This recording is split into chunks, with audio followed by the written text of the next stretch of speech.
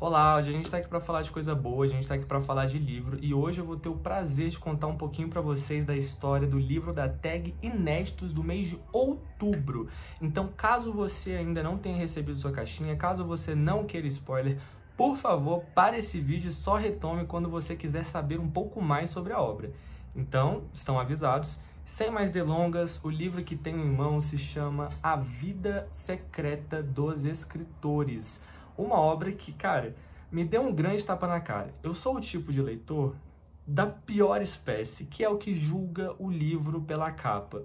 Eu não tenho vergonha de admitir, eu realmente faço isso. E quando eu olhei para esse livro, eu não gostei muito da capa, eu achei ela meio tijolo, meio vermelhona, eu já fiquei tipo... Sabe quando você tá tipo na má vontade mesmo, assim, de ler?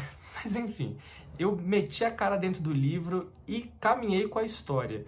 Para minha surpresa, em 2 dias eu tinha finalizado essa obra. E só não terminei em um dia porque eu comecei a ler muito tarde, eu fiquei cansado e as pessoas precisam dormir, é o jeito. Mas vamos direto para a obra, eu vou contar para vocês o porquê que eu fiquei tão preso nessa obra. Ela vai contar pra gente a história de 3 personagens. São 3 protagonistas que no começo parecem que eles não têm nada a ver um com o outro. Mas à medida que a história vai correndo, você percebe que eles têm muito em comum. A história vai girar em torno de um grande mistério. Esse mistério é o porquê um dos maiores escritores daquela época parou de escrever. Nathan Flawless é o nome dele. E ele tinha obras assim espalhadas mundo afora, uma legião de fãs, ele era adorado em todos os países pelo que ele escrevia, e do nada, em uma entrevista, ele falou que nunca mais ia escrever. Todo mundo ficou boquiaberto querendo saber quais eram as razões dele ter feito isso, cara. Como que você chega no auge de dinheiro, de fama, de intelecto, de escrita e você para? Não fazia sentido pra ninguém.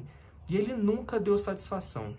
Então, ele foi morar muito distante numa ilha para não ser enchido o saco, né? Porque todo mundo que encontrava ele puxava assunto sobre livro, queria falar sobre ele ter parado, e ele ficava muito bravo, ele não queria papo, encerrava o assunto e não falava mais sobre isso. Esse é um dos nossos protagonistas. Depois a gente conhece o Rafa, que é um escritor amador que tem como Nathan Flawless o seu grande ídolo literário. E ele vai até essa ilha porque, além dele querer descobrir o que aconteceu, ele quer que o Nathan leia uma obra que ele escreveu e dê um feedback para ele. Bem pretensioso do Rafa, né? Mas ele vai lá e tenta a sorte. E nossa terceira protagonista é uma jornalista chamada Matilde. É Matilde ou Matilda? Agora não sei. Cacau. Mas enfim, é uma jornalista que ela vai lá para cobrir um caso de assassinato. Há um assassinato, cara, terrível assim na ilha, sabe? Uma mulher é encontrada pregada numa árvore. Eu acho engraçado, como sempre quando eu falo sobre crimes, eu ponho um sorrisão no rosto, eu pareço um maluco, né? Mas é porque eu fico nervoso, juro pra vocês. Não é porque, sei lá, eu tô conivente com esse tipo de coisa, porque eu não sou, juro, pela minha vida.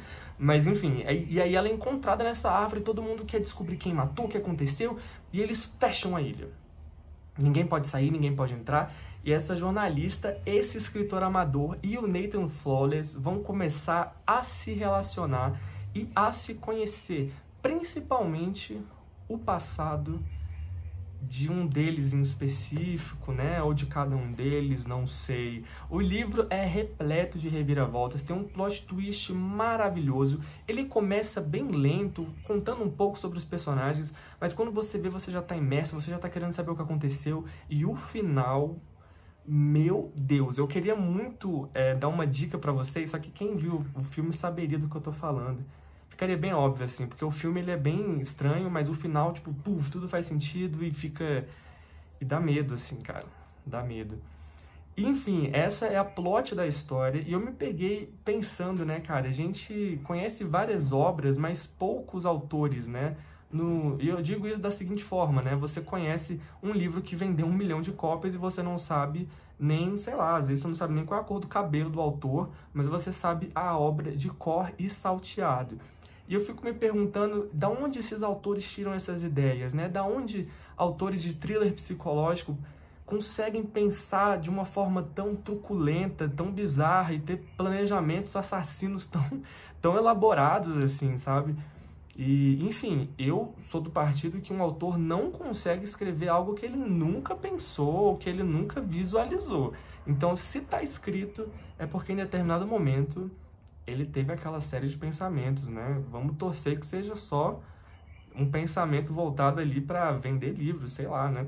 Mas, enfim, A Vida Secreta dos Escritores nos conta esse caso cabulosíssimo, assim, do que pode, né? Do que pode nos aguardar quando a gente vai olhar a fundo a vida de alguém, as inspirações e o passado daquela pessoa, por mais que ela tenha, né, um conjunto imensurável de obras maravilhosas e amadas, enfim. Eu acho até que eu já tô falando um pouco demais. Então é isso, um vídeo curtinho do jeito que vocês gostam. Se você gostou, você já sabe, deixa seu like, compartilha. Eu tenho um canal literário no Instagram, se você não conhece, eu faço umas postagens bem legais lá. Às vezes eu coloco livros que eu não venho aqui falar, então é muito interessante você seguir e acompanhar por lá. Então, um grande beijo, a gente se vê muitíssimo em breve.